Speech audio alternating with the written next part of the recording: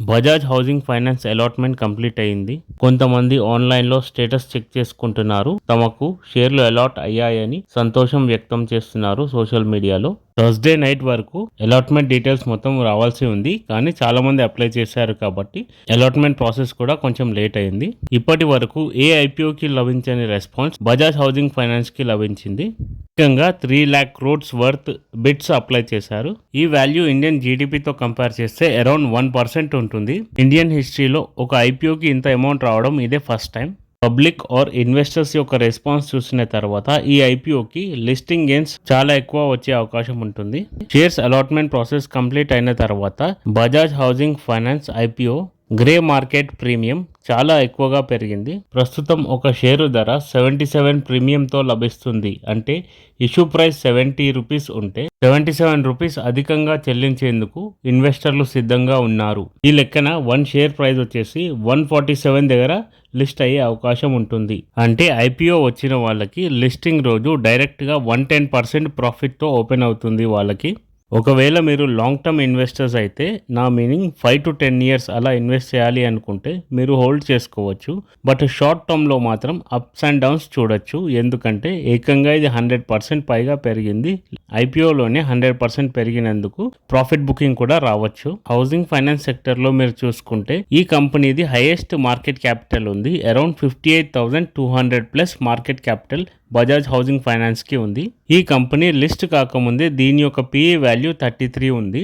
ఈ యొక్క housing finance సెక్టర్లో కంపెనీస్ మనం కంపేర్ చేస్తే ఈ యొక్క కంపెనీ పిఈ వాల్యూ వచ్చేసి 33 ఉంది. లిస్ట్ కాకముందే 33 ఉంది. లిస్ట్ అయిన తర్వాత ఎలాగైతే ప్రైస్ డబుల్ అవుతుందో అలాగే పిఈ వాల్యూ కూడా ఇంక్రీజ్ అవుతుంది. అరౌండ్ 60 అవుతుందని అంచనా. పిఈ రేషియో ఎక్కువ ఉంది అంటే దాని అర్థం ఆ స్టాక్ యొక్క ప్రైస్ ఉండాల్సిన ప్రైస్ కన్నా చాలా ఎక్కువ ఉంది అని దాని మీనింగ్. ఈ కంపెనీ యొక్క ప్రమోటర్స్ చాలా స్ట్రాంగ్ ఉన్నారు కాబట్టి ఫండమెంటల్స్ కూడా చాలా బాగా ఉన్నాయి కాబట్టి ఒకవేళ హోల్డ్ చేయాలి అనుకుంటే లాంగ్ టర్మ్ వ్యూతోని హోల్డ్ చేయాలి. అరౌండ్ 5 to 10 years హోల్డ్ చేస్తే మంచి రిటర్న్ ఇచ్చే అవకాశం ఉంటుంది.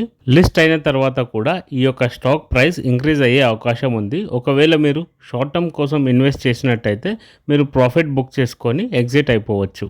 అండ్ నెక్స్ట్ అప్డేట్ వచ్చేసి క్రూడ్ ఆయిల్ అండి.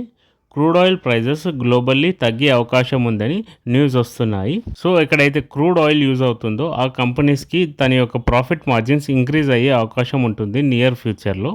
మన ఇండియాలో ఆయిల్ కంపెనీస్కి అదేవిధంగా పెయింట్ ఇండస్ట్రీస్కి కూడా మంచి లాభాలు వచ్చే అవకాశం ఉంటుంది. ఎందుకంటే పెయింట్ ఇండస్ట్రీస్లో మెయిన్ రా మెటీరియల్ వచ్చేసి ఆయిల్ అండి.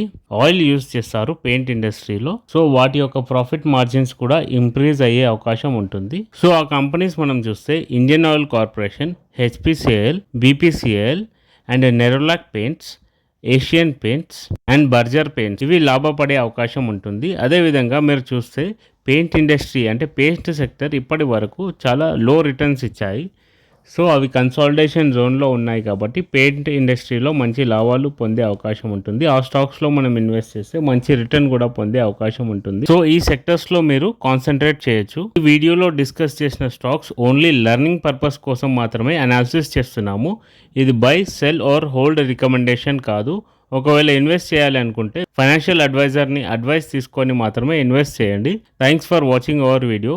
ఇలాంటి మరిన్ని వీడియోస్ కావాలి అనుకుంటే సబ్స్క్రైబ్ చేయండి. అదేవిధంగా నోటిఫికేషన్ బెల్ ప్రెస్ చేయండి. Thanks for watching.